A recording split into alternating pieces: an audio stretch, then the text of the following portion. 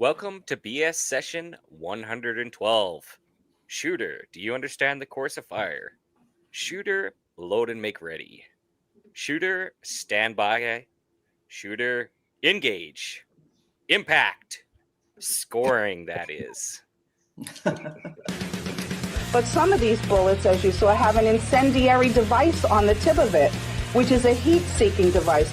What you just said is one of the most insanely idiotic things I have ever heard. Everyone in this room is now dumber for having listened to it.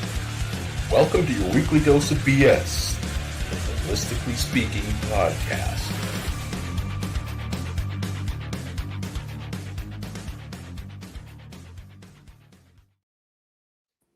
Eric, I think we need to get you some ring announcer voice lessons.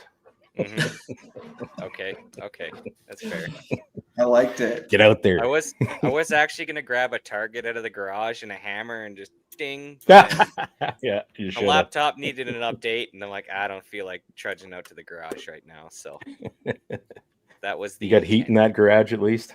I do have heat in that garage.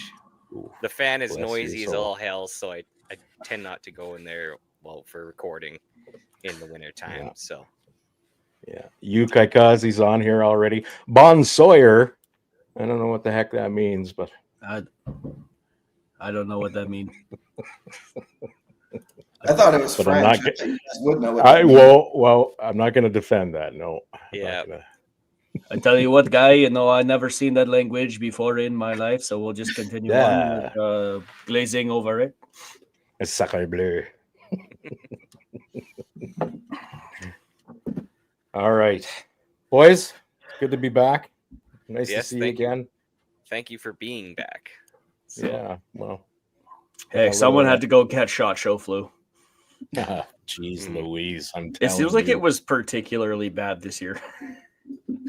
Well, and comments that I've been reading the few times I get on Facebook, I see everybody's talking about that bloody shot show flu. Like, were people licking each other that I just didn't catch? Seems to be the case. And I Yeah, don't think like- it's the food. Walk up to a booth and, hey, nice to meet you. I think there's actually two variants this year because what I've seen is there's like the chest cold one, and then there's the I've been backed up on both ends one. Ooh, Oh, really? Yeah. I think it's all that No. exotic food. Luckily, I didn't get too violent out of my orifices. Well, at all. It was just like somebody standing on my chest the whole time. So. It was them Well- $60 nachos, I'm telling you. we're all glad you survived. Yeah. What a way to go, though. I guess. That'd be a heck of a thing trying to ship me back from the U.S., though, wouldn't it? I mean, Wonder if you'd have to pay duty. Right now, we got planes going out to all the countries currently. mhm. I was about to Just, say, yeah. I think Trump will give you a free plane ride to get Yeah. out of America right now. So Well, you know what? That flight path goes right over that. I can't remember the name of the mine, but it's a like massive copper mine just south of Salt Lake City. It just kind of pumped me right out the door, right over that guy. And by the time I hit the bottom of that hole, there wouldn't really be anything left to do with me. Just kind of vapor. just Then I'll live in everybody's bullets and cable. Mhm. That's not a bad way to go. That's it. Yeah. Let's talk about our sponsors before we get things rocking here. Sure. Pay We the are bills. brought Let's to do you it. by Callsign 66, Canada's best rifle training. Welcome to the Brotherhood. Book a course now at callsign66.ca and follow them on Instagram at callsign66 and on Facebook at C/S66. Brilliant. And we're here with Ribstone Gunsmithing as well. Craftsmanship done right. Contact Oscar at ribstonegunsmithing.ca and breathe life back into any firearm. And we also don't want to forget our friends at Mark Scopes Canada. The Dion Optical Design line of rifle scopes has a scope for all your hunting and shooting needs. Find Doug and Niza at markscopes.ca. Apex Optics. When you buy Apex, precision comes standard. Check out all the fine competition rifle scopes, red dots, and binoculars at apexoptics.co. Stay tuned for their updates on their recent releases: the Vapor 1-4 Prism, the Ion Red Dot, and the Edge Black, made in the US of A. Slick black. If you'd like to see EM more, What's check- that? I was gonna say we just did a YouTube video, so check our channel out if you want to watch that. Yes. And there's some See you. accessories coming too now, hey? Yep. Wonderful, wonderful. Don't want to forget. All right. EM Precision Rifles in Vegreville, Alberta, building Canada's finest precision rifles. Find Shane and Steve. Quit moving the screen, you guys. Find Shane and Steve on Facebook, Instagram, and on their website at emprifles.ca. And don't want to forget Bolt Action Coffee, bringing specialty coffee to the precision shooting world. Order coffee and merchandise at boltactioncoffee.com. Odell Engineering. Pick up a Canuck shotgun or Bergara rifle from your local distributor and tell them Phil sent you. Look them up on Instagram, Facebook, and on their website, odellengineeringltd.com. We also have a video on their new BMRX. Check that out too on our channel. Well done, boys. Well done. And finally, Sterling Arms International, home of the R18 Mark III and the R9. Contact them at sterlingarms.com. Look out for the R9 arriving to a store near you shortly. They just started shipping last week, those R9s. I saw Alex with what's he call his channel again? I got a brain fart. Epic Arms. Epic Arms. And the caption that he put on a little short video or whatever was the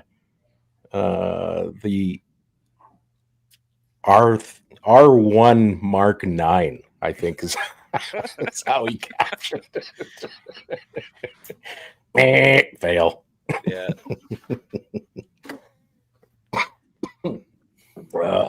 Shot Joe. So we have Mark of Impact Scoring on today. Mark, you're also an instructor at a facility called West Coast Long Range as well. Am I correct? I am. All right. So let's jump right into it. What is impact scoring? So impact scoring is mine and my partner's solution to scoring for precision rifle sports. We're all familiar with practice score. Some like it, some hate it, some are indifferent. I'd say it was almost 2 years ago now. We kind of had the idea that we could improve upon practice score and started talking about it more and more. And then last year we started talking with Ken Wheeler, the PRS, and kind of told him what our game plan was. And he was good with it. So we started developing it I think it was last February. It was like right around this time of the year. And it's a dedicated scoring platform for precision rifle. With practice score, practice score is never created for our sport. We're kind of an afterthought essentially. And that has its cons. Like if there's an issue with a match, there's no one to just call up and be like, hey, there's an issue. If you want something changed, good luck with that. Their market is 3-gun and USPSA, which has hundreds of thousands of shooters. So we're a small community and we just want to serve our community. So right now with Impact, we do live scoring for any precision rifle event that you can think of. So we have templates for PRS regionals, Pro Series, NRL 22, NRL Hunter, the PRO series, which is a big up and coming rimfire series. I know they have a bunch of match directors up in Canada. Western Precision Rifle, you name it. If we don't have it, we're working on it. I promise you that, but we're getting out there. Some stuff that makes our app a little bit different is everything talks to each other. The website and the phones talk to each other. There's no syncing. You can run an entire match off of a phone. You don't have to go spend money as a match director on tablets anymore. I feel surveilled already. We're not keeping your info, but you should feel surveilled. But yeah, that's where we're at with it right now. We have a bunch of really, really cool stuff coming out that is way more than just scoring, because we feel that we have more to give to this community. But yeah, we've actually had the app going now since August of last year. We did our beta run at an NRL 22X match that I had. Like, we literally never ran the app before. Like, we knew it was going to work, but did an NRL 22X match, worked perfectly. Did a PRS Pro Series match the next month, and then did the PRS finale that year, which was the biggest match in our sport. So yeah, that's huge. We're moving. Mm-hmm. Oh, sorry. Go ahead, Rooster. Oh, I'm just gonna disrupt things a little bit, backing up here. I mean, this happens with bloody everything. But you said some people love it, some people hate it. I'm curious, honestly, what some of the haters are saying. Like, why? With Impact or with Practice Score? I thought you said Impact. Oh, I mean, so I wouldn't say that we have anyone that has like given us like some super harsh criticism. Okay. You know, we're new, so like a lot of the community hasn't got to experience us yet. Mm-hmm. The biggest thing is we're a sport and we're people that are resistant to change. You know, like we've used Practice Score for 10 years plus in this sport and in this space. Mm-hmm. If anyone understands, we've been doing it this way for 20 years, it's this guy. Yeah, and I have nothing bad to say about Practice Score. It works for the most part, unless you're at Night Force ELR last year, and it's a solution for what we do. I just think that we can offer a better solution for it. So the biggest issue has just been that resistance to change, but I don't really see that as an issue. It's just we just got to get out there more. That's good, as long as that's all it is. Mm-hmm. What were the big areas you were looking to improve when it came to make a new scoring app?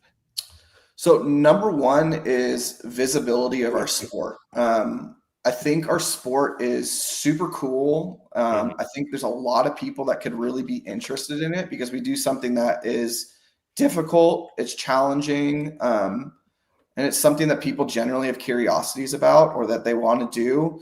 So how do we bring the sport to more people, make it easier to find, make it easier to register as a new shooter? And then as people that are not shooters, how can they watch along? So that was like our first kind of, I guess, like bullet point that we wanted to hit. So, live scoring had to be there. So that was like right off the bat, we had to be live scoring, and we do have live scoring. We just finished up with an offline mode that will mimic Practice Score for people that don't have service at their ranges. And then ease of registration. So Practice Score can be a little bit difficult to find clubs, find matches, and everything. Unless you got a link, you're just about boned sometimes. So you go onto impactscoring.net, or you download the app, and you can sort by state, you can sort by region, you can sort by centerfire, you can sort by rimfire, PRS, NRL, you name it, you can sort by it. It's super, super user-friendly and easy. So as we get more adoption, it will be easier and easier, because those filters will come into play more and more. So this is the app on my phone. Obviously, it doesn't show the greatest, but it just has clubs. And even right now, I just downloaded the app. We've got Engage Precision and a Wrinkler, Manitoba. But a lot of our local clubs, Saproll, Apex, Rocky Mountain Challenge, they're already on here. And basically, within a minute of opening the app, I was able to find my local matches. Let's just say that was not so doable before in Practice Score. Yeah, and it's still a challenge. Like I'm an instructor. That's my other business, and I see about 240 new shooters a year come through my classes, and probably a third of them want to come shoot matches. And it is like really difficult to be like, hey, you need to go on this website, and you need to add this club, this club, this club, and then go to this link and that link. And it's hard. Like, and I think it's a little bit of a hurdle in the sport, which doesn't need to be there. Do it all while holding your breath and hopping on one foot. Yep. We got a question here in the comments from Jeff Scobie, friend of the show. Template for MDs to build a matchbook on the app. Can it be then sent to competitors instead of having them printed on paper? So I think I might have talked with Jeff about this a little bit when we were at KRG. I met Jeff at KRG last year and squatted with him. So we're finishing up some back end stuff just to make the app more user friendly with registration squatting this month. And then we're hitting our next step, which is the big project of digital matchbooks. So there will be a way that MD can go in there, and if they want to write out their whole matchbook and have a digital copy of it, that'll be available for the whole match. It'll be there. The cooler thing we're working on is AI writing our matchbooks for us. So we're currently training an AI model with a couple hundred matchbooks that we have from various match directors across the US to do all of that typing, phrasing, and all of it for us.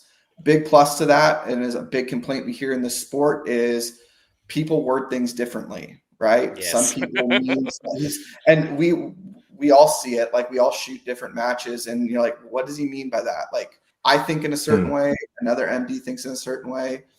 So if we have AI writing something, it creates a uniform way that things will always be read and sequencing.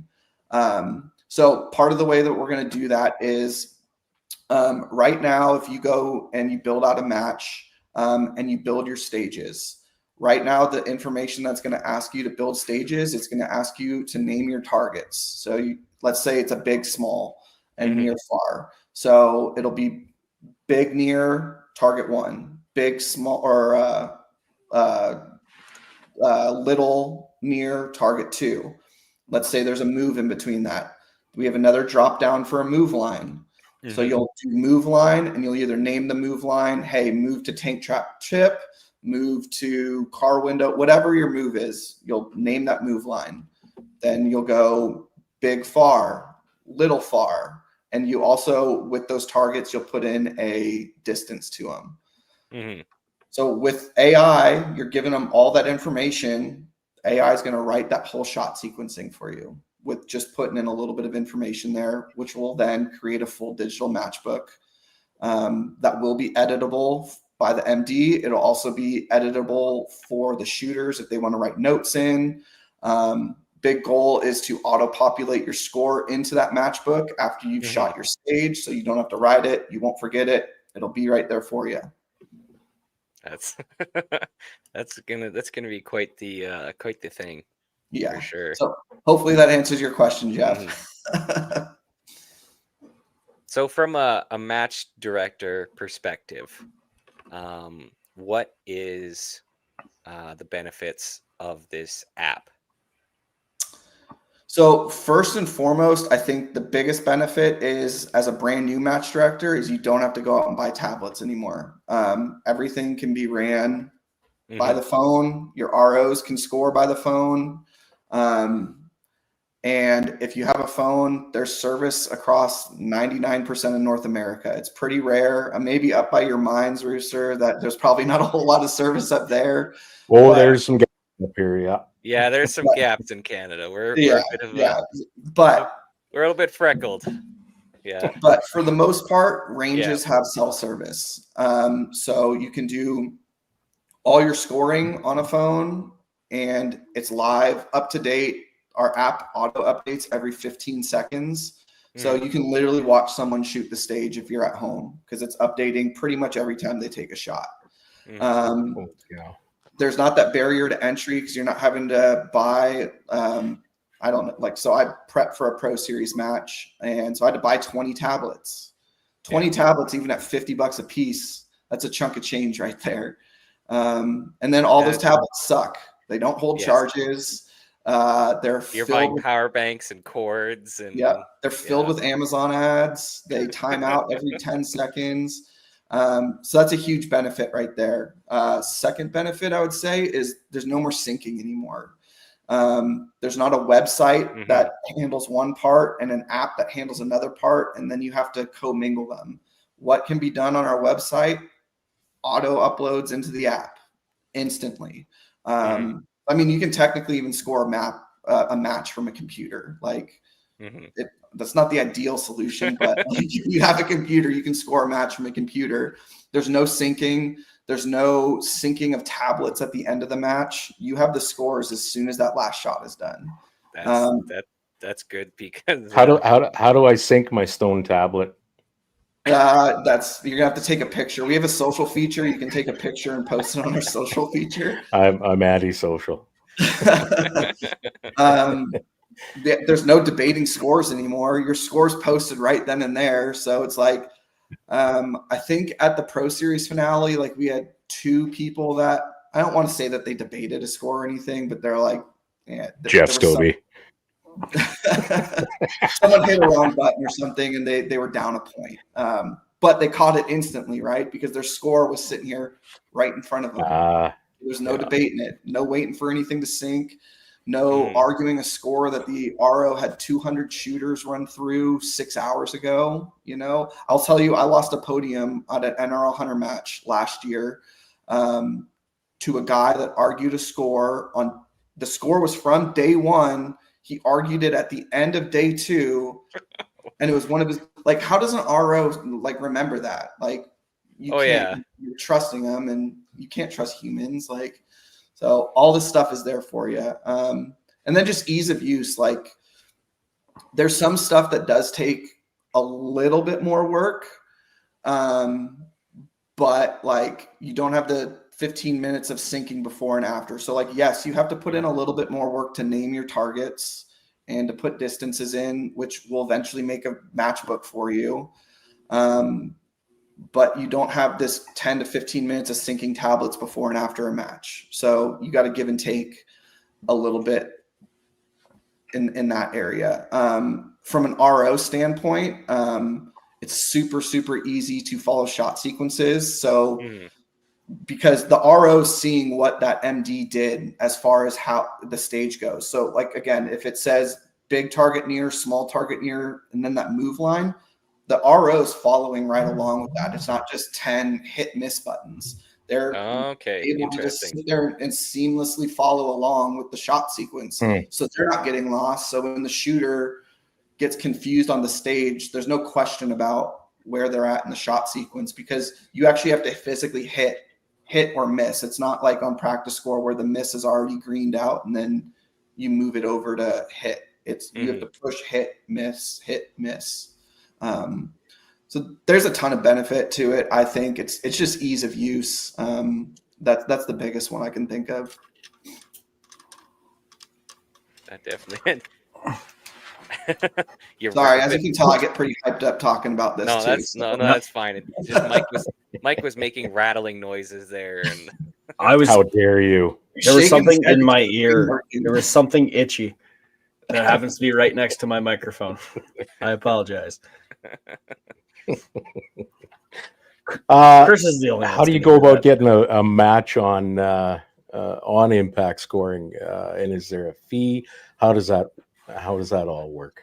So no fees. And the plan is to keep the app, even with every feature that we have coming out. And we have some pretty cool stuff coming out, to be 100% free. As long as we can support the ecosystem, and we're building this out of our own pockets right now, me and my partner. And we're doing it for the community, but it's 100% free. If you're an MD or a club, or even you run backyard matches, a big thing we found is a lot of guys shoot with their friends on their properties, and they have like their little weekend club. Like me and my buddies, we shoot 22s every Wednesday at one of our properties. And we have a club called Midweek Misfits. We built a club on Impact so we're competitive with it. There's trophies on my wall from our 22 Wednesday nights and stuff. But yeah, you just go build out a club in there, name it whatever you want. If you want to name it, don't be super inappropriate, but name it whatever you want. And there you have a club, and then you just press that create match button. And you build out your Rex match. Holes Hole punchers. Yeah. That was my porn name back in the day, Rex Holes. Let's not do that one, but I mean, if you want to, my co-creator gets super, I super. bet. He laughs about it because guys got weird about putting addresses down on stuff. Guys were putting some crazy stuff. He's like, "Is this real?" Like, we had some guy the other day message us from, and his name was like Sprinkle or something like that. He's like, "There's no way that could be his name." I was like, "I don't think so. I think he's fucking with you." But never know anymore. So what has the for like the match directors and users, what has the feedback been? Feedback's been generally really positive. Obviously, we're still in development right now. There is a lot that goes into these, and our goal was to get a working version out by the PRS finale last year. So guys asked, like, well, does it do this? I promise you it's going to do it. You just got to give us a little bit of time. We have 2 engineers that actually do all the coding and build out for this stuff. Oh, wow. And they work for another company that my partner owns. So they're split in time. I promise you, if you think of a feature, we're probably working on it. Or if there's something that needs to be added, we're working on it. It just takes a little bit of time. That's the biggest one. Yeah. You know, Practice Score's been out there for 13 plus years. They've had 13 plus years to develop. We've been developing for 9 months and catching up to them quick, but yes, I gotta say the acceleration has been quite impressive. So now, the start of this, was this kind of a collaborative idea? And are you the technical side, or are you the hands-on experience kind of guy when it comes to I'm definitely not the technical side. Okay, yeah. So my partner and I have a little bit of a disagreement on how it started, but not completely. So I have a group of buddies that I travel around the US with shooting. And it was at the NRL Hunter finale 2 years ago in Wyoming. We were driving back and they're like, "Hey, Mark, you know, you work for like a software and app development company." I was doing some project management stuff with my partner for some nonprofit apps that we were working on for veterans and stuff. And he's just like, we started talking about like, how could we improve practice score? Like, we'd used Ultimate Ballistics. We're like, it's a cool idea, but it's not quite doing what we want. It didn't seem to be catching on quite as fast as like we wanted. Like, well, practice score doesn't really seem to care. And so we started talking about it on our way home from that trip.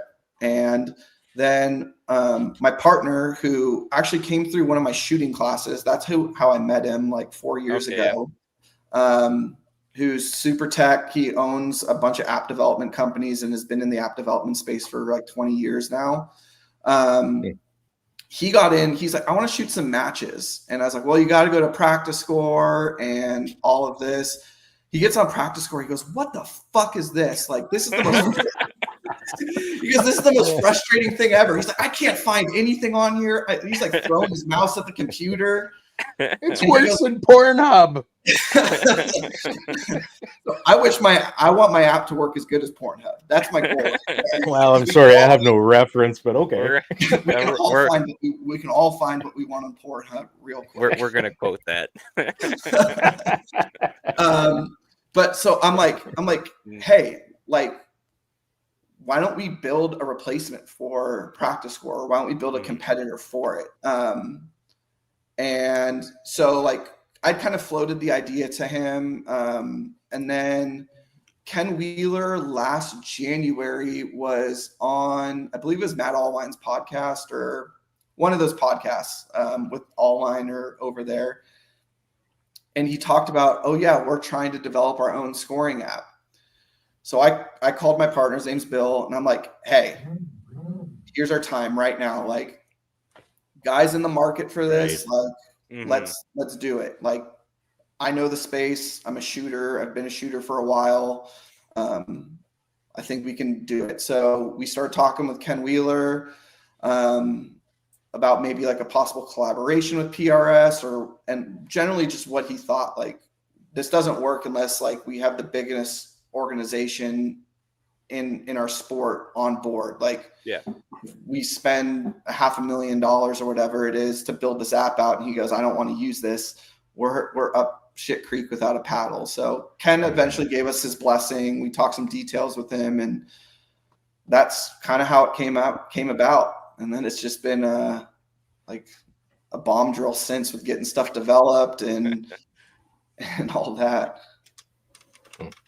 Well, it's quite the productive drive home then. And it's still like it. Like, every week is like, we need to get this done. We need to add this, and it's super fun. But yeah. Mhm. That's not even the most annoying part is setting up. The most annoying part I found at a match is, oh, we lost half the scores because somebody's tablet didn't sync properly, and now all the scores are messed up. Yep. And that makes a really fun drive home. Or RO scores on the wrong squad or the wrong Mhm. stage, and then it overwrites. So that's not possible with our app. It is, ROs are either assigned to that squad, and they can only score that specific squad for their stages, or they're assigned specifically to that stage, and they can only they have no access to anything else. So it's not possible. Oh, okay, yeah. Because I've been in that situation, same as you, Mike, where I shot a Pro Series match in December where that happened. Squad 11 scored on squad 1, or stage 11 scored on stage 1. Mm-hmm. My scores, because there's no getting them back. There's no customer service that you're calling with practice score. So 1-800-GET-BAND. Yeah, and then like you have the really unfortunate situation at Night Force last year, where that's the biggest match in North America in precision rifle. Not PRS, just precision rifle in general. That's the biggest match in North America, other than the PRS finale. And it wasn't the match director's fault, but practice score completely crashed on them. Completely. You have $100,000 worth of match fees that you just collected, and you can't get a score for that match, which sucks, dude. Like, and again, it's not the match director's fault, but everyone looks at the match director and be like, this is your fault. So our system, that can't happen. It's not physically possible for it to happen. You lose service, everything gets stored locally on the device shuts down, it's still on the device. When you have service, everything's uploaded into the server every 15 seconds. So we don't want a situation like that to ever happen to us. That alone, you're saving the sport right there. I don't know if we'll go that far, but yeah. So obviously, so with things saved locally to a device. So say me and my buddies are heading out to farm in the middle of nowhere, or the bush in the middle of nowhere, and we want to run this. What does it look like without cell service or Wi-Fi? So we just came out with an offline mode, which should be available for it'll be an update to download here this week, or it'll be next week. So it's in both Android and the iPhone store right now. I hate saying this. It pains me every time it works the same as practice score. It's the same, other than like the syncing type stuff where you got to go do all the crazy syncing. It's the same as practice score. You'll build out everything, and then you'll put it on each device that you want it on, and then everything's stored locally on the device, and then you go from there. Yeah, I mean some of that's just the limits of technology, and obviously the limits of your situation. So it's not too crazy to think you'd be any different. So that's very but again, understandable. Still do it from your phone. You don't need any tablet, anything. And then as soon as you get service, whether it's hotspot or you hit Wi-Fi or cell signal, everything syncs together again. So obviously we would prefer people to use the online scoring. I think that's a huge feature. It for matches, especially like bigger matches, guys love it. But for the backyard session, or the smaller 22 matches with 15, 20 people at the rural ranges, go for the offline stuff if that's what works for you. We just want people to use the system. So awesome. Now, before we started the show, you just got off a interesting phone call. with Mm-hmm. a rather large company. Can you go into some details about that as much as you can? Yeah. So I can't talk about everything, but I'll talk about what I can. So we are partnering with Kestrel, and we are going to be able to link our digital matchbooks with your Kestrel, and your Kestrel will link to our digital matchbooks. So what's cool about that is either all your dope is going to be in the matchbook, which you don't have to pull out your Kestrel and do your range card every time, or what will happen is those stages that your MD built out, you'll go press link to Kestrel, and your range card in your Kestrel will be pre-built for you with all those stages. So no more going home after you pick up your matchbook on Friday and hand jamming in 18 or 20 stages. Yeah, button mashing for hours. For hours. And it'll automatically Bluetooth in there for you. And it'll automatically Bluetooth into the matchbook. So let's say you go to stage 2 and it's a 5-target troop line. All you're going to have to do is look at your phone, and it's going to tell you your dope for each one. Obviously, you'll have to input the wind if the wind's changed or anything like that. But again, it'll link right in there, and it'll give you your wind in there. So T1 at 500 yards, oh, it's 2.2. And whatever your wind is that you've inputted into the Kestrel. T2, all that stuff. So super cool with that. I think that's going to be a game changer for our sport, just because it's integrating a ton of stuff. And then a follow on with that is the amount of shooter analytics we're going to get from that, and that we're going to be able to give to shooters. So obviously all that data is going to be in there, because we have all the target data, we have shot sequencing data, we have all the weather conditions, ballistic conditions, your bullet, all that stuff. So we'll be able to give you a full report on how you did on the stage compared to everyone, how you did in X, Y, and Z weather conditions, how you shoot in certain wind conditions. If you have like a certain range that you start falling off of with like hits and misses, like say like once you get that 600-yard range, your hit percentage goes from 70 to 60. Target sizing, like if you really struggle with like sub 2 MOA targets, we're going to be able to give an analytics package for that. I don't know quite of what all that package is going to be, but what I just said is along those lines. So you can kind of go off and think about all that stuff, and that's where we're going with that. So that'll be super cool. Like you'll get an email at the end of a match. Hey, here's like shooter performance email. It's fully laid out with whatever we decide to go with as far as our analytics go. And I'm sure it's going to evolve over time, and we'll add and subtract some stuff to it. But so I can have a nice detailed explanation why I zeroed that stage. Yep, exactly. no more excuses, right? Like no more excuses. Yeah. No Here's more excuses. Everything. I can relive that zeroed stage anytime now. And eventually we want to roll that into like training, and like, you know, like, hey, like this is the areas you really suck at, or you could use some improving at, and this is the areas that you're really good at. So, hey, you should focus on this area to train with. Like it's really going to pinpoint a shooter's deficiencies, which will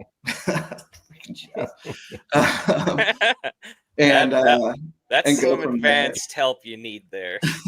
And then hopefully we'll be able to point people with like training resources and stuff like that too, whether it's like online training plans, or hey, these are the instructors in your area, and you'll be able to take them like, hey, this is what I suck at. Can you help me work with this stuff?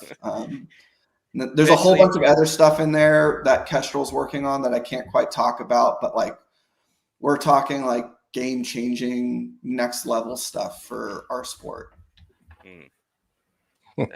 Scobie's comment kind of reminded me of for a while there. Everybody was bugging me that I'd dig up the dirt like crazy around closer targets, and then connect on the 700 to 900 yard targets consistently. Like I don't know what the fuck that was, but. So at KRG, we had a stage that had like a 2-inch target at 200 yards. And man, I watched my entire squad bug out about it. They're like, like, what's the wind and all this stuff. So I shoot TAC class. I'm trying to qualify for the 26 Worlds team. So I've been shooting a man gun for the last season and a half, and like all these guys with their dashers and everything, like just freaking out. We had like a 4 or 5 mile an hour wind on the stage, and like I was there with my buddy Chris, and he's like, oh, we're gonna have to hold a little bit. I'm like, dude, straight up. Like, unless it's Hurricane Katrina coming through here, like, dude, a 2 MOA target on a 0.5 MOA gun, straight up. Dude, I watched 3/4 of our squad drop both shots on this 2-inch target and then hit every shot at 600 yards. I'm just like, it's all right there. Oh my gosh. I'm just cracking up. And then I go shoot it with my hand cannon. I'm just like straight up, blink, blink. Yeah. Knock that. It's always one of those 7 other guys in your head there that's just messing with you. No, you got to hold 0.5 mil left. Yeah. What if you don't mind divulging, what bullet and velocity are you running in your 308? So I'm running the 174 ELDM VTs right now. I started running them when they came out last year, and I've had pretty good luck with them. Super high BC for a 308. And right now I'm running them right at about 2,700. I think the rifle slowed down just a bit because it got a little cold, but right before the finale there, about 2,700. Running 43.3 grains of Varget. So it's working pretty good. Gave that 2-inch target a good smack. My friends all first I have 2 308 rifles that I shoot for PRS. The one behind me is called the Murder Hammer. That's what they call that one. And then I have another one over there that's called the War Hammer. And for that reason, and I actually get really upset if I don't break at least one target per match. Like, it's kind of disappointing. Like, will they have that record function in impact scoring at the end of each stage? Target failures 0, 1, 2. That's a good feature. I would appreciate that feature. Like, it kind of consolidates when I'm losing. If I can just break all the targets, it's a win. Well, it'd be kind of a handy feature for the match directors. Like, hey, we broke a lot of targets on this stage. Maybe we need to change something. Yeah. I mean, I'm pretty sure the well, it might be a telltale too, or tattletale. They'll go look on the app and this guy's coming. Yeah, it says here, consistent target breaker. Denied. Try running an entire squad with guys at 308s at the PRS finale. Like, we were stopping the match like every 3 shooters. It seemed like it was hilarious, but yeah, a bunch of 308 hooligans over there destroying everything. The match backlog. Yeah. Speaking of hooligans, actually, I'll ask this: is there anything last thing you want to say about impact scoring before I move on? Because you are a precision rifle instructor, so we'll kind of explore that a little bit. But is there anything else you want to kind of tell about impact scoring? I hope you guys can all check it out. We have a bunch of matches coming up. Like, I think this weekend alone, we have 6 matches running on it. We have a big push with Pro Series matches coming up. So we'll be at Frostbite. We'll be at Clay's Cartridge, South Iowa. And then we're working on that late spring schedule to try and get some more matches over there on the East Coast. Apex Rocky Mountain Challenge, of course. Thank you, Van and Carly. They've been a huge support with it, and I know they're pushing for us to grow. So I appreciate their support tremendously. If you guys don't know Van Carly, Apex Optics owners, best optics in the game right now.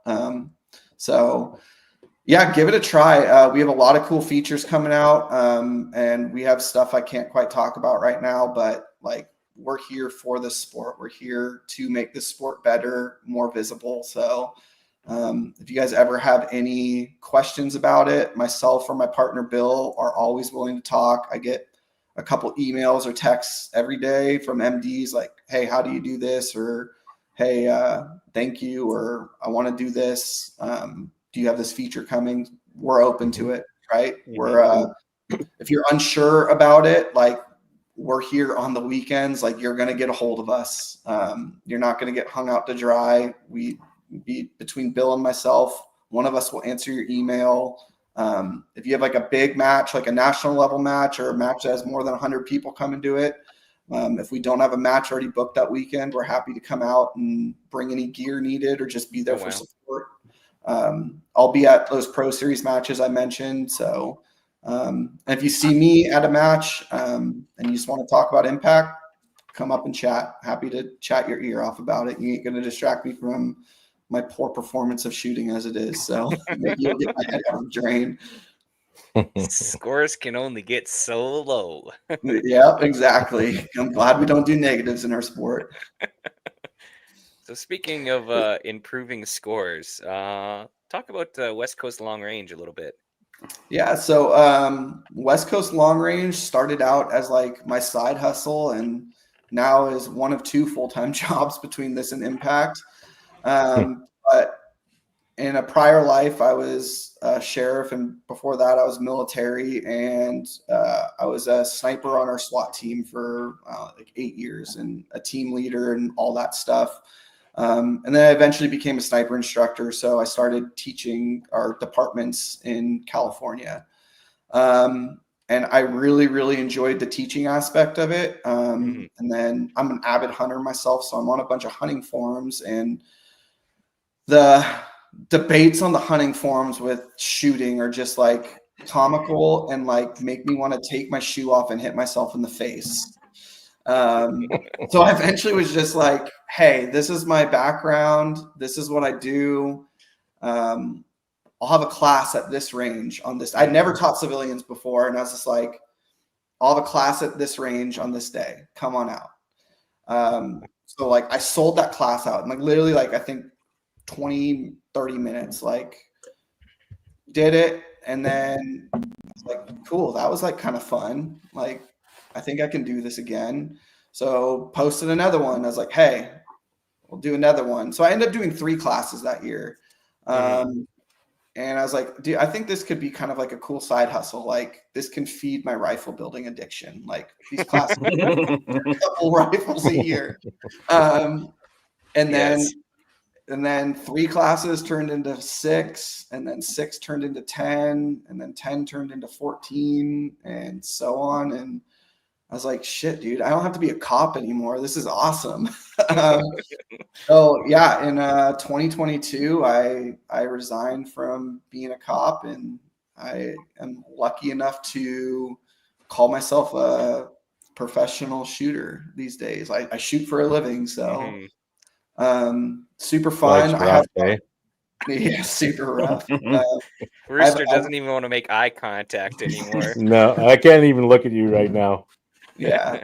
I have a private 600-acre range outside of Sacramento, California that I run my classes at, and then I also run PRS matches at, and then I have a handful of other ranges that I get to use throughout the year in different states and stuff like that I'll do some specialty classes at. So super cool, super blessed. Like I haven't worked a day since I left the police department, I like to say. It's awesome. That's badass. As an instructor, like you're obviously getting people who may not have as much experience as you. What's one of the weirdest things you've heard somebody say where you just kind of take a step back and I'm so glad I'm teaching people so these rumors can die? Oh man, I don't even know. Like, so like it's usually like one every other class, something surprises me, which is pretty rare these days.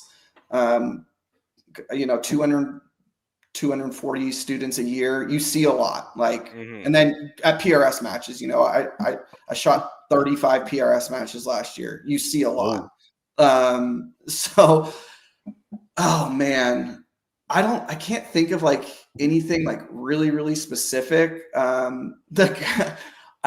feel bad for this guy because he's a new shooter, but today a guy texted me and he's just like, why it was about the parallax, and I can't remember what he called it, but he was just like, he's like, I don't see why I have to dial 2 elevations into it. And I'm like, what are you talking about? He's like, well, there's 2 dials for elevation. I go, dude, you need to take a picture of like what you're talking about. Like, I thought he was going to take a picture of Zeiss. They have like this hunting line of scopes that have these like extra turrets that slip over their turrets that will dial to the specific MOA for like 200, 300, and 400 yards. And it's a weird system. And I thought he was going to take a picture of that. And then he takes a picture of his parallax. I'm like, oh, dude, that's just your parallax. And I just kind of chuckled. It was like, it's such a common thing, but like that we don't think about. But I'm like, I remember when I was that shooter and I had no idea what the parallax was. But I still get some weird stuff every now and then. I don't know. Like, I can't think of anything off the top of my head. My favorite are the guys that come out to my classes with the 338 Lapuas. They're like, I can shoot that. I'll give them the warning. I'm like, dude, you're going to shoot 160 rounds in 2 days. Oh, I'm good. This thing doesn't recoil. 30 rounds in, dude. These guys can't even keep a 0 to 100 anymore. Like, wish you didn't have that rifle, huh? So I don't know. Something cracks me up all the time. It's pretty rare when I see something that like really surprises me, but it happens. Oh, weirdest one that happened last year. And this wasn't the shooter's fault. He had a 300 Weatherby mag. If you know anything about the Weatherby cartridges, super overpressure cartridges. That's like Weatherby's claim to fame. Like they take whatever it is, like whether it's the 6.5 Weatherby, 300 Weatherby, whatever. And they put as much powder as you can safely put in that thing to make those bullets go. Yeah. The guy had a Gen 3 Razor on top of this thing and shoots it. And I look over, I was like, dude, did you just scope yourself? And then I look next to him and the scope's laying on the side next to him. And he goes, what? Like knocked the shit out of him, like bleeding, like, and the rings are still attached to the rifle partially. I'm like, what's going on? This scope had so much recoil. It sheared the recoil, or it sheared the mount screws that mount into the action completely off, like clean off, pulled them out of the action. Like the action was ruined. He'd have to go get the action retapped. I was like, holy shit. I was like, that was a fucking new one. That was cool. I'm good. That was a big surprise, but that surprised me a little bit. Shout out to Bergera for using number 8 screws. Yeah, a little bit of a plug there for check them out at Odell Engineering and tell them Phil sent you, for you Canadian listeners. That was shameless. Shameless plug. I actually had I was a much more unfortunate situation. I was shooting an old Mauser of a friend's. Mike was there, and it just had iron sights on it, and it was a custom made stock, and it didn't fit me very well because it was made for a very tall, lanky person, and I'm quite That's the opposite. definitely not you. I'm quite the opposite build of that, and I take one shot, and I'm like, okay, that wasn't so bad. And then I take a second shot, and the recoil impulse is very weird. And then I stop. I'm like, something's wrong. And then I grab the barrel on the action, and I lift it out of the stock. Oh, shit. And it sheared the action bolts. So I'm like, okay, we're done with that now. Yeah. No more Brazilian Mauser for you. Yes, no more Brazilian Mauser for me. So, obviously, at one point you were instructing SWAT snipers. Mm-hmm. What is the differences in obviously instructing just people off, basically people off the street versus instructing police? The people off the street are way easier to teach. So I'll put myself in this category. When I was a new sniper, I'd probably been a sniper for like 3 years. Dude, I thought I was hot shit. Like I thought I was real good. I trained all the time. I'm like, I got this sick gun. I got all this gear. I'm fucking good. And I go shoot my first PRS match, and I quickly learned how much I sucked. So it's hard. Like, you know, cops, there's guys that generally do want to be there and learn. There's still a lot of there's an old mentality from like the 90s to like early 2000s within the police sniper community that the guys that you didn't trust on making entry into the houses, you put on the fucking long guns because there's less liability there, which is completely not true at the end of the day. But so there's still a lot of departments that would do that. Like the snipers were like the dirty redhead stepchild. And like it wasn't the case on our team. Like I wanted to be the sniper, but I am the sniper nerd. Like I nerd out on that stuff. And guys were like, what are you talking about? Like all the time. So there are guys that want to be there, but there's still that mentality of guys that don't want to be there. And they're just like, fuck, this is complicated. I'm sitting here laying, it's hot. It's like, it's not fun because I'm not getting to do dynamic entries and my boy over there doing breaching. That looks way more fun. But generally these days, guys want to learn. I still do teach snipers. It's just a little bit snipers come to my range for long range training now. I'm not just doing like the generalized stuff. They're happy to be out there because it's like that's not a police sniper's primary job. If you look at statistics for the USA, a police sniper, their general engagement is within 100 yards, but it's still, you need to be proficient at long ranges. So like they get to come out once a year and do a long range day with me. So like they're stoked to be there. They're like, fuck yeah, I get to go bang some steel. But it's still overcoming that tough guy mentality. You know, most guys on a SWAT team are pretty type A. We're all very opinionated. Our way is the right way. And so it's a delicate balance where you don't completely get that with the civilians. For one, they're paying to be there and they're paying you well to be there. So they generally want to learn and they want to improve because they either want to go shoot matches, they want to be better hunters. Every now and then you get the guy that wants to teach the class for me, and I have ways to go quickly humble him without being a complete dick to him, but I will find a way to embarrass you. I have a guy that he came out to one of my first classes ever, and then he's just kind of been around since. His name's Jerry. He's my go. He's not a partner in my company, but he's my partner with West Coast Long Range. Like he helps me at every class. He helps me at matches. He's just been there. He got a little cocky in the first class, and there was like a 3-inch target at like 600 yards, and he'd been hitting everything that day. And like I heard him say, to his partner, it was his son-in-law, I bet you I can hit that target. My ears perked up, and I go, oh, you think you can hit that target, huh? Just fucking dogged him out right there. It's like, on.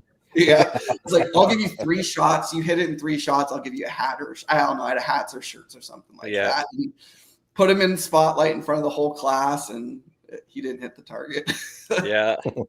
But that number of set eyes on your back and a little bit of pressure changes the situation very quickly. Yeah, big time. Just to go backwards a little bit. Yeah, Scobe has a question there. Scoby has got a question here. So it says, did you go there, or do you want me to read it? You can read it. All right. Jeff says, last match I watched live was the PRS finale, watching my Canadian friends. What will live match watchers see different since that match? Will it look more like a live golf tournament leaderboard? Maybe using number of shots dropped, so no matter what stage they started on or how many stages they have shot, they won't bounce up and down the board as badly. So some of that stuff is inevitable, right? Like you have 18 squads, 18 stages. Unless every stage was a 10-shot stage, some of that stuff we can't help with.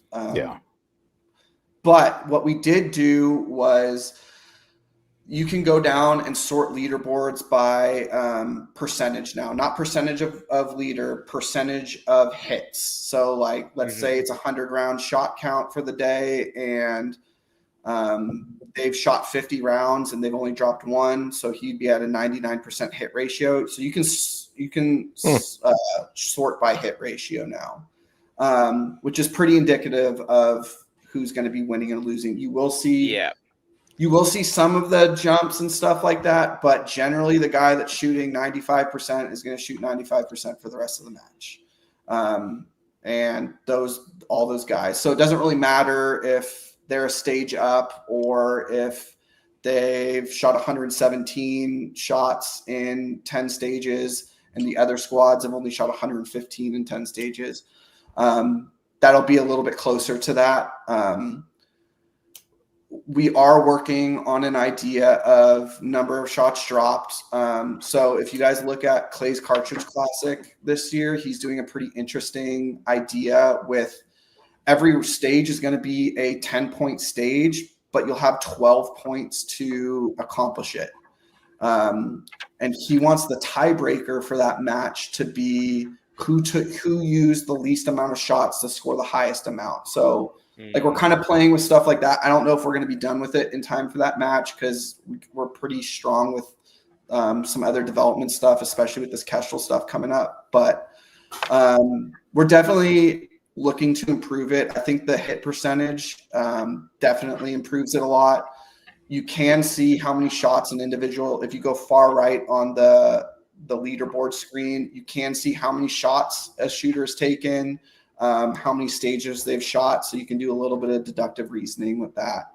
And then a cool feature about our app too is, and it's not completely known yet, like say you time out on a stage, you don't go like 0 out. Like, on practice score, if you time out, you go miss, miss, miss. If you time out on a stage with our app, you just leave everything blank because then it'll show that they didn't take those shots. And so, which is good, which is really good for analytics too in the future. But yes, Jeff, we are working on that. And I think our solution that we have right now is good. And then speaking of golf, my partner is a golfer and he wants to like commentate this stuff like golf. We're working on some different ways to like video stream multiple stages and have like a commentator, much like the shooter's mindset, but maybe like improve a little bit on it if we can. And we've even thrown around the idea, now that AG Cup doesn't look like it's coming back, we are throwing around an idea of maybe doing like an AG Cup style match, but that's based off of a golf handicap. So everyone can participate in it. Like you'll go shoot like a qualifier match to get your handicap. Like you don't know how golf handicaps work. In the PGA, you go and shoot a specific PGA affiliated match.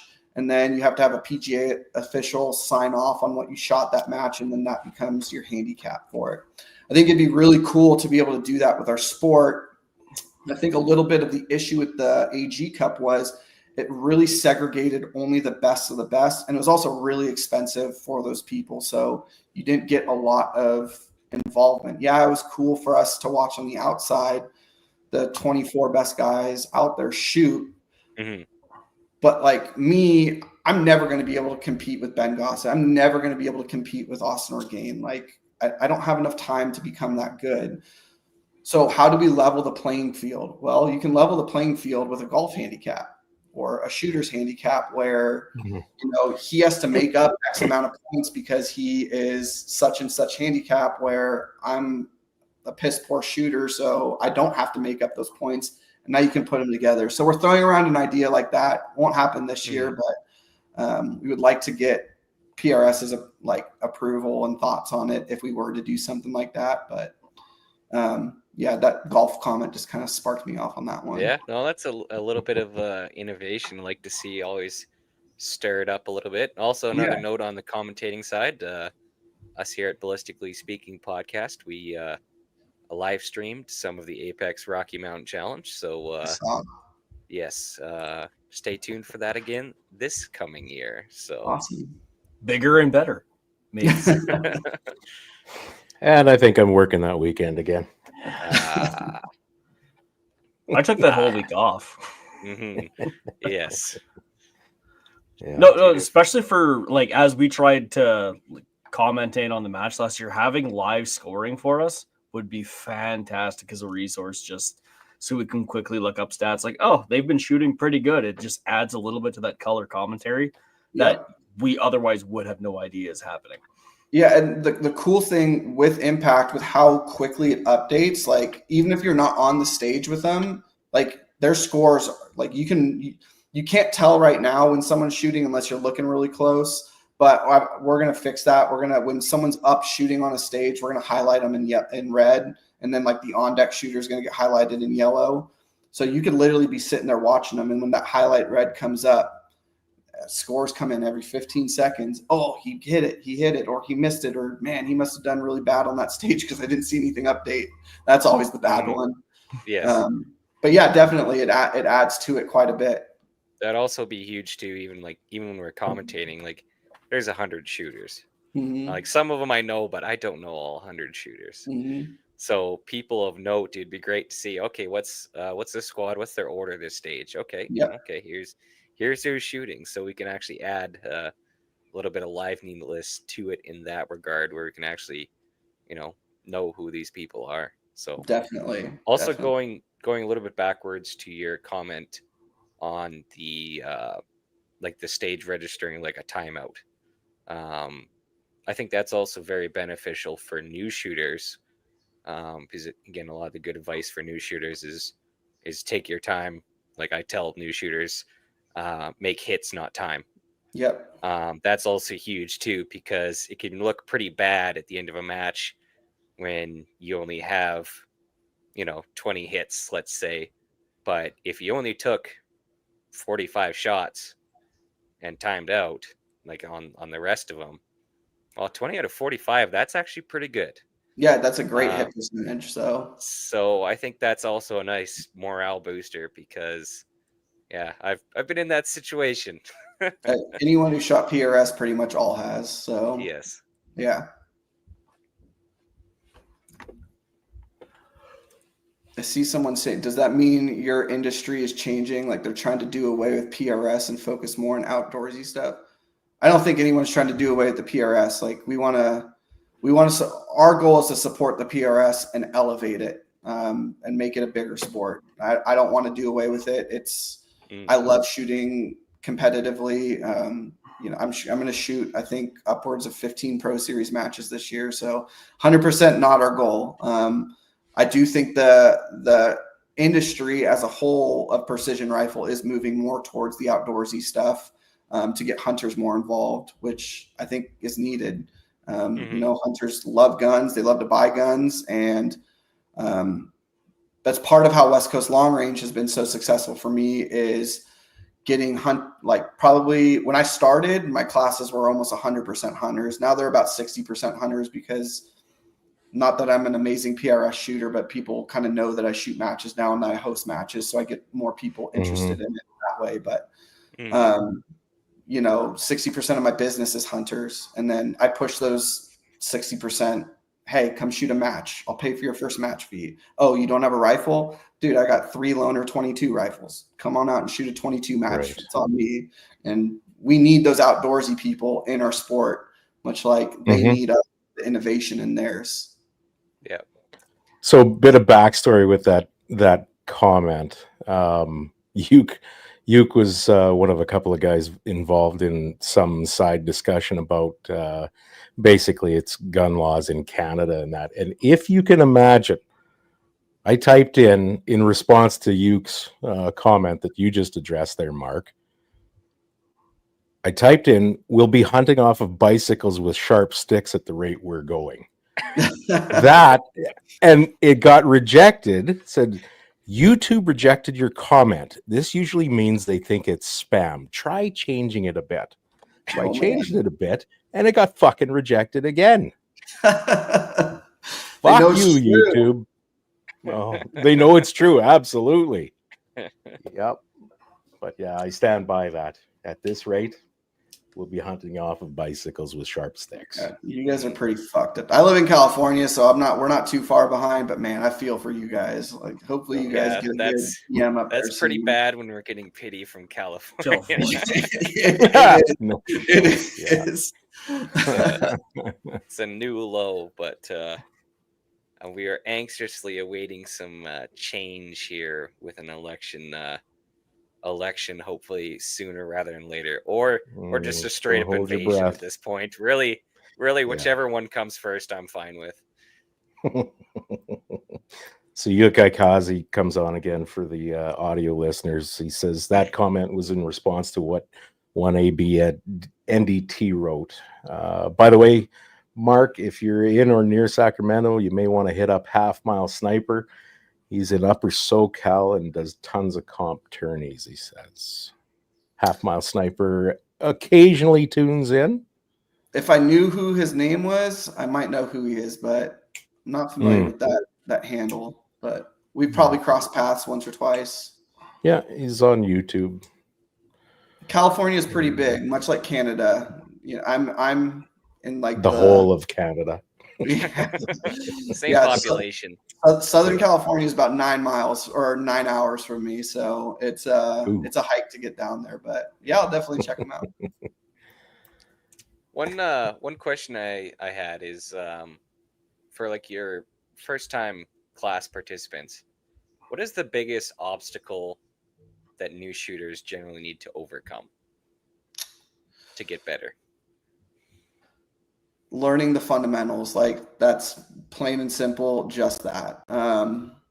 Everyone wants to be the hero and make the 1,000-yard shots, but they 100% can't be made unless you know some fundamentals, whether it's how your rifle system works, body positioning, and the biggest thing is identifying what you're doing wrong.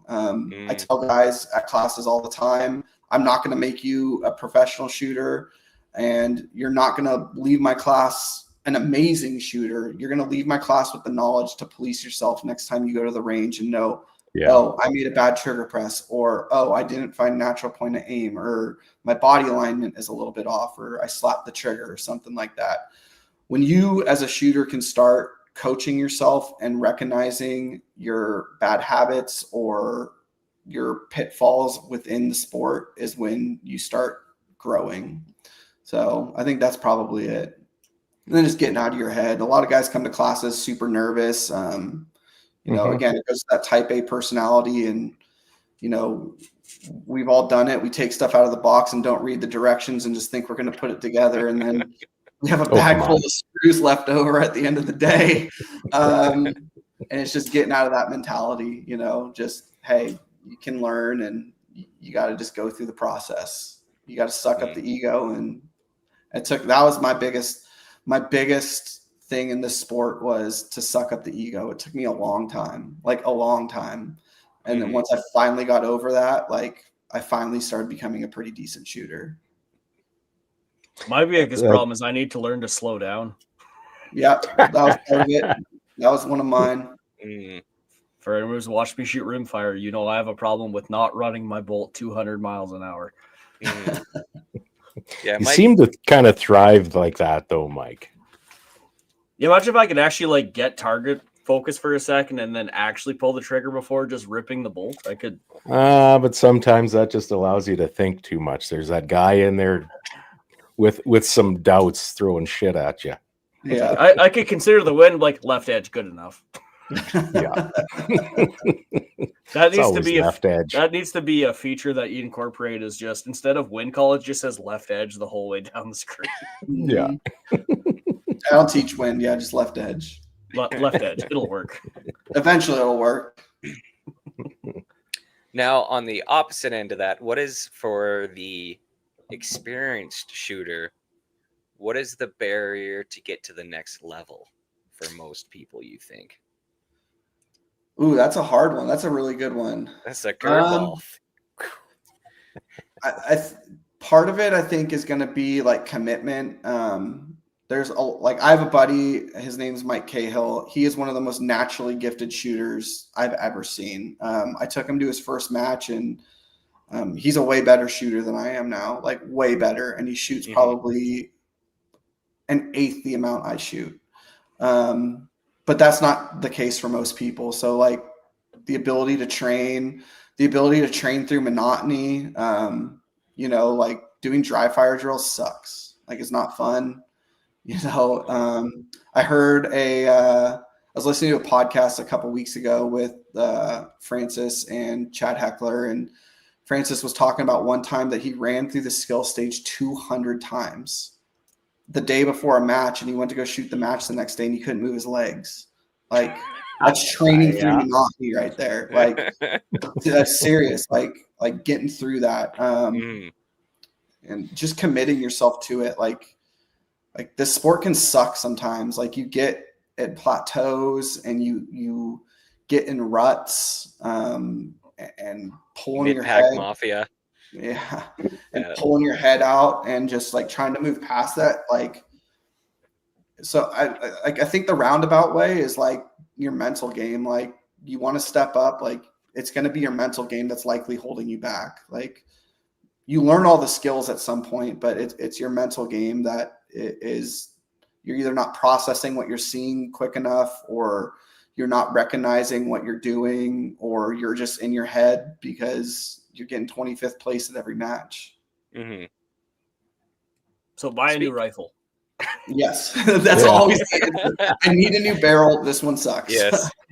Check out EM Precision Rifles in Vegreville, Alberta for your next build. Speaking of being in your head, in your SWAT sniper days, what were some of the mental challenges that you had to deal with? So, man, like you get behind a rifle and you put someone in the crosshairs and you have to sit there, and depending on what the situation is, like that's a holy fuck moment. Like I can distinctly remember the first time I thought I was going to have to shoot someone. Like distinctly remember how I felt. Like my heart felt like it was going to leap out of my body. Like I don't want to say uncontrollably, but like I was breathing heavy for no apparent reason. It's a mind fuck. And then like processing that after is an even bigger mind fuck. Like whether you did or didn't pull the trigger, like accepting that you're going to kill this person right now. I'm just putting it bluntly. Like that is a choice that you're willing to make in this very moment is a lot to compress and decompress at the end.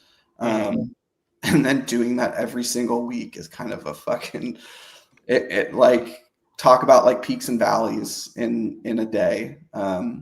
So that was it. And then like you have training sessions where you're not shooting good and you're just like, fuck dude, what if I have a call out tonight? Like, like getting that out of your head, like right now, like I suck today, but I could have a call out in an hour with the hostage dress.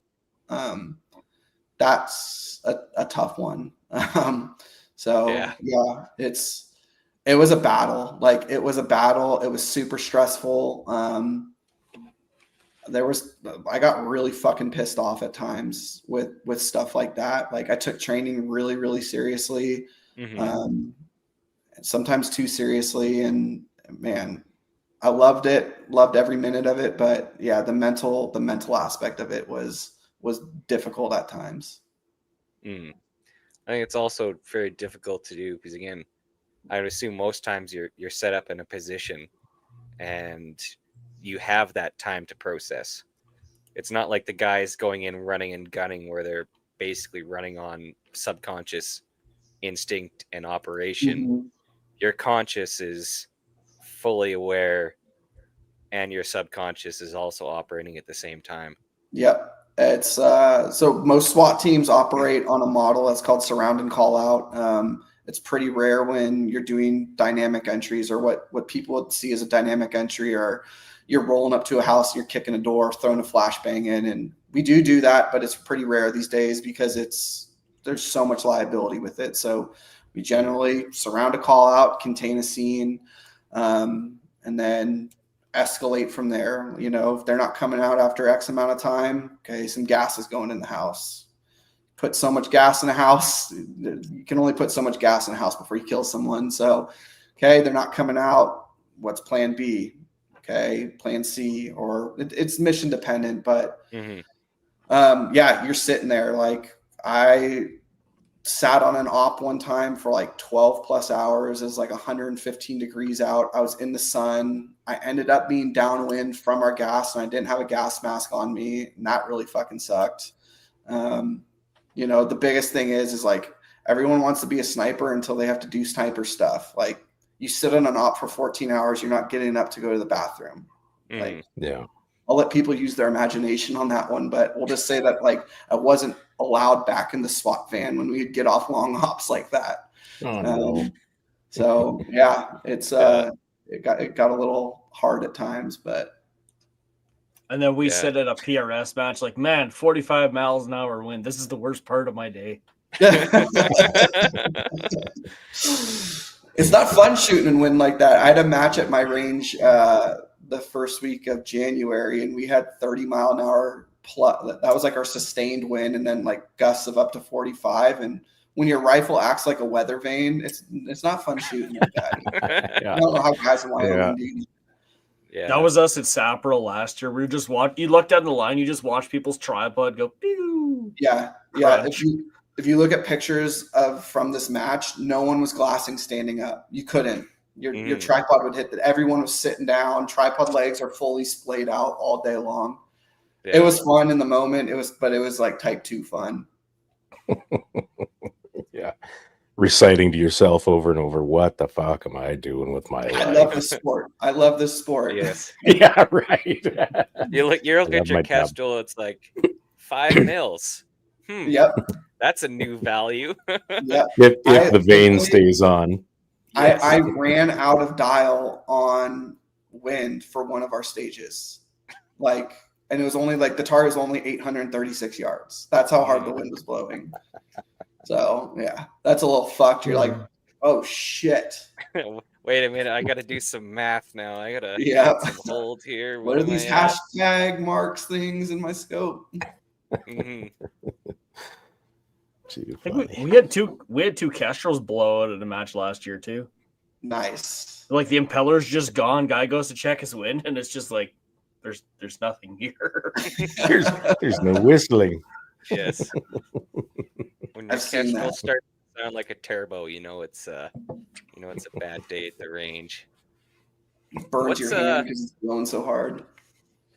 When it comes to the environmental side of shooting, what is, do you think, the thing that a lot of people don't fully understand about environmentals? Well, for new shooters, they don't understand that there's any there's any impact of it at all. Yeah, that's a good that one. Story. It's like, you know, again, I train hunters primarily, and you know, like what they do at my range is at about sea level, and what they do at sea level and what they do at 6,000 to 9,000 feet wherever they're hunting is going to be very, very different. You know, like I took some notes this year just for an antidote to this. So Nut Crusher in Utah, that range is about 6,800 feet elevation. DA there is usually in like 7,800 feet. My dope at 1,000 yards was 1.8 mils different from sea level to there. But on the flip side to that is, I think guys hyper focus on stuff like that sometimes, especially wind. Like they hyper focus on wind angle versus like, dude, an 8 and a 9 o'clock wind are going to be pretty much identical to each other. Maybe they're a tenth different. Are you a 10th shooter? Probably not. Like, I'm not a 10th shooter. I've never shot a 10th group in my entire life. Like, I don't know many people that do, and the ones that do, they've probably done it once. So they get like hyper focused on stuff instead of processing like what's actually going on in front of them. I see. That's probably the biggest one. And then like doing the Kestrel dance like constantly. Like The Kestrel is great. It's a tool, but it's a tool to validate what you already know. For me, it's a single input too. It is the wind where you are at. Yeah. Singular. So I shot Leopold Steel Challenge last weekend in Texas, and the firing line is kind of up on a ridge. It's not like a big ridge or anything, and then all the targets are down in this like floodplain area. The wind was blowing right over our backs and like constantly for 2 days. You would have thought it was blowing at 6 o'clock the whole weekend. And guys in our squad were like, "Oh, it's this, it's that." And I'm like, "Dude, look down range. Like you can see Right. Mirage going left to right. Like it's clear it's going left to right at full value at that too. You can see the spall going completely right every time." I'm like, "Why do you care what it's doing here? Because it doesn't matter what it's doing here. It's clearly peeking over the hill, but it's going completely 9 o'clock down there, just getting so focused on it." And it didn't matter. Like, just pull your head out, look what's going on. So that's the biggest thing with environmentals, I think, just don't hyper focus on them. They're important, but don't hyper focus on them. Fully agreed. Our buddy Yukai Kazi has some wisdom to drop on everyone. He says, actually, humidity in the sun's position to the wind in Cancer is responsible for Mercury's retrograde. So you'll have to adjust your scope, bruh. So part of that's actually true. A lot of no. Don't validate him. I'm going to give him a little bit of credit. So light refraction through a scope is a real thing. Like that can change a zero by a tenth or two. We have a range down in Central California that if you zero in the morning, the way that the way the sun comes through the scope, it will 100% shift your zero. So I'm going to give him a little bit of credit. Now he's going to take that and run. He's a professional now. Oh, absolutely. And also, I'm pretty sure it's Mercury's in the refrigerator. Retrograde. Come on, guys. Come on. Retrograde, but like retro is past, so it doesn't matter anymore. It's not live data because it's retrograde. What's the angle of repose there? Oh, yeah, we're getting way over my head. Oh yeah, now he's just ringing it up. Yeah, I'm seeing Coriolis effect, and that's my favorite one with new shooters. Oh, do we got to calculate for Coriolis effect? I'm like, dude, we're shooting at 200 yards right now. Just kills their head. Yes. I'm like, all right, 100%. Let's calm down a little bit. Like, yes, I played the same mission in Call of Duty. You don't need to worry about it. Yeah, I too watched Shooter last night. Yeah. Gun people are the worst people to watch movies with. I can't go sit with my friends and be like, "That's wrong. That's wrong. He ran out of bullets like 10 seconds ago. That's wrong. That's not how that scope works." You know what? Second only to horse people. Fuck. Horse people watching. Shout out to the Glock watching. What's that show? Everybody watches. Everybody's moving to Montana because of it now. Oh, Yellowstone. Yellowstone. Yeah. God. Shut up. But yes, gun people are pretty bad. Yeah. What the hell kind of scope mount is that? Yeah, you see a scope mounted backwards in the movie. It's like, oh, come on. Like, you could pay me $1,000 and I'll come fix all this. Yeah. I've gotten to the point where I'm like, that's the wrong reticle for that particular model of scope. Oh, man. That's Mike's level of autism for you. That's wrong. I know what's wrong. The whole world needs to know what's wrong. And everyone around me is like, shut up and let me watch the movie, please.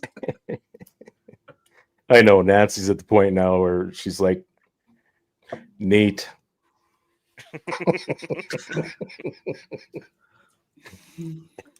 What's one skill you took from your SWAT days and incorporated into PRS that you don't think a lot of competitors had or you had refined? So obviously you said you started off and you got kind of whooped. Yeah, What was my the one initial thing? answer was going to be none. Mhm. Like I tell guys this all the time. Like I wish I was the shooter then that I am now. Like there's night and day difference. But there's one like target acquisition. Like I don't want to like brag, but I feel like Mhm. I have a really highly developed target acquisition. Like I love shooting NRL Hunter. Mhm. It just feeds into that observer skill set. Like you're a sniper observer, and you do Yeah. more observing than sniping. So I got pretty akin to that aspect of the profession. So NRL Hunter, there's not many targets you don't find. Unless you're shooting Dan Bertocchini's match, it's pretty rare when I don't find all the targets on the stage. Oh, you needed to be at the Apex or the Cranbrook NRL match last year. I heard. Oh, NRL Hunter's like up in their game right now with like difficulty. I feel like they're like, all right, this has been a little bit too easy. We're gonna make shit real hard now. Mhm. So I like it. Yeah, and if you come up here, everything is half off. Pretty much. Yeah, more or less And free. And it's easy to get a bolt gun into Canada. It is not a difficult process. Mhm. So speaking of NRL Hunter and that specific match I just mentioned, I had a bunch of guys from Canada in my squad at that match last year, and Canadian Customs stole one of the dude's ammo. I'm like, dude, you're not even taking it into Canada. You're taking it out of Canada, and your Customs stole all your ammo? Like, how fucked is that? Yoink. Budget cutbacks are all running. CBSA's running 25 Creedmoor now. Oh, nice. We'll just take what we can get.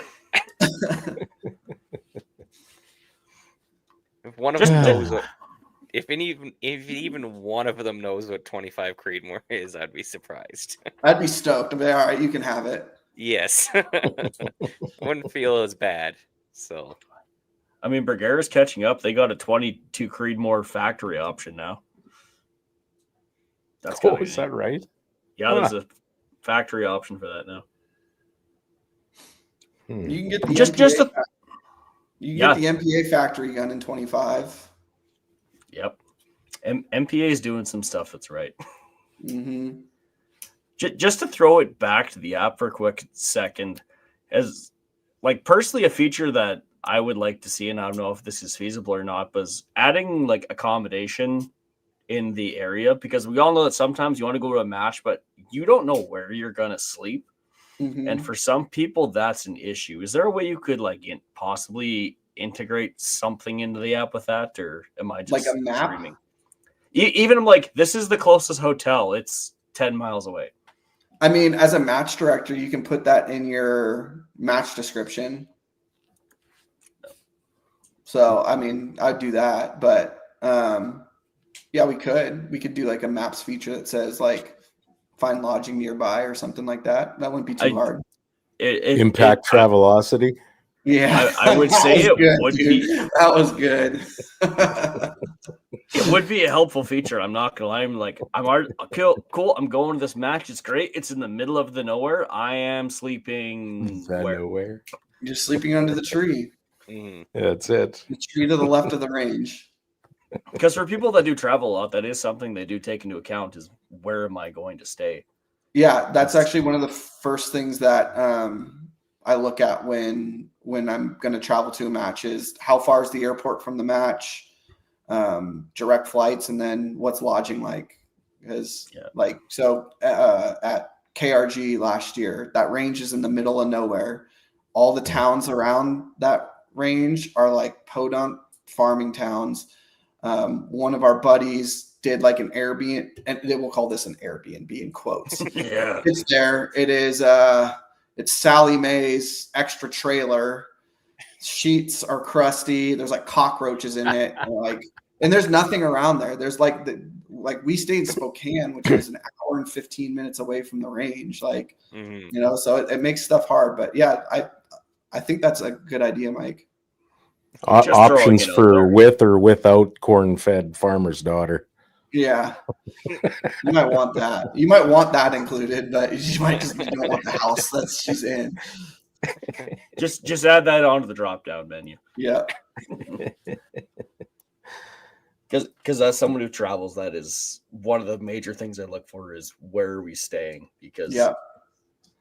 when you need 2,000 meters for a range, there's not a lot. It's not really close to civilization for the most part. Yeah. Most of the time it's not. Even if it's just a campground, at least it gives you something to go off of. I actually get a little disappointed when like I see matches and they're like, "Oh, no on-site camping." Like, I'm like, what? There's not like a parking lot I can put a tent in. Like, come on now. Especially like the rooftop tents and everything, you can pretty much do it, camp wherever you want. But not everyone is. Just find an urban center and be the gray man. Just fit in with the homeless people. Rather not. Oh, where's your sense of adventure? Might not work too well with a rifle. Vanya's joining. Sorry, he's late. It's okay. Yeah, Van, you're way late to the party. I already gave my Apex shout out and everything. Like, come on now. We didn't ad read. This podcast will be available on Spotify, Apple Podcasts, and many other platforms. So don't worry, you'll be able to catch up. You can download it for your next trip to the match. Yes. Well, a good thing the matches are only 10 hours apart up here. Yeah, right. All right. Caller there, boys. We'll throw it open to the audience if there's any last questions. We have from Mark because he's here. So comments. The man of the hour. I don't know. We did cover all the high points of everything I wanted to talk about, so that was good. Awesome. Yeah, I think we covered it pretty comprehensively, and yeah, definitely. Sorry, are you going to be at the Rocky Mountain Challenge? I am not there. So again, I'm trying to qualify for the U.S. Worlds team. There's a qualifier in South Dakota that weekend, and then the week after that, I'm headed to Alaska to go hunt some caribou. But I wish I could. It is on the bucket list for 2026. I'm going to go to Canada, and then I'm going to go to Norway to shoot Viking Trail. Viking Trail, Yokohama. So good for you, man. Yeah, I'm jealous. No doubt. So, Mark, where can people find you? Give us the quick 30-second spiel. Plug yourself. Plug everything. So for my West Coast long range, Instagram and Facebook, Instagram is West Coast _long range. Facebook is just West Coast long range. Website, WCLRPrecisionShooting.com. I'm going to attempt to keep my personal Facebook and Instagram personal, but it's not working too well these days. Impact Scoring, we got all the socials up there right now. We got impactscoring.net is our website. Our app can be found in all app stores, so Apple, Google, and Amazon.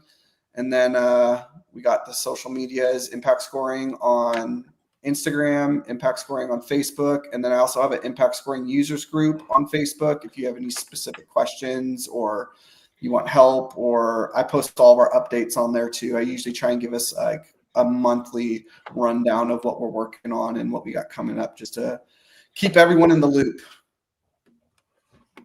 Excellent. And before we wrap things up here, folks, running a podcast does not pay that much. And if you wanted to, support the show personally, perhaps consider purchasing a storied knife from storiedknives.com. SHOT Show, with the way our dollar is very expensive. So if you want to help us out, you can check them out. Also, there is Alex out at Epic Arms at CDN Precision. He's carrying them if you're out east and want to save on shipping. Maybe go that route. Derek, anything else? No, that's about it. I'd like to thank Mark for coming on and sharing the knowledge of impact scoring and sharing some other knowledge. It was a pleasure having you. Yeah, appreciate it. Thank you guys for having me. Yeah, let's thank you all for the audience for watching, and we'll catch you next week.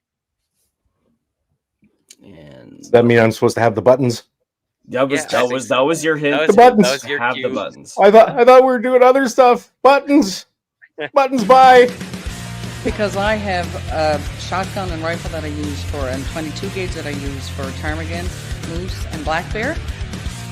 You're so dumb. You are really dumb. For real. You're listening to your weekly dose of BS. Ballistically Speaking. The Ballistically Speaking Podcast.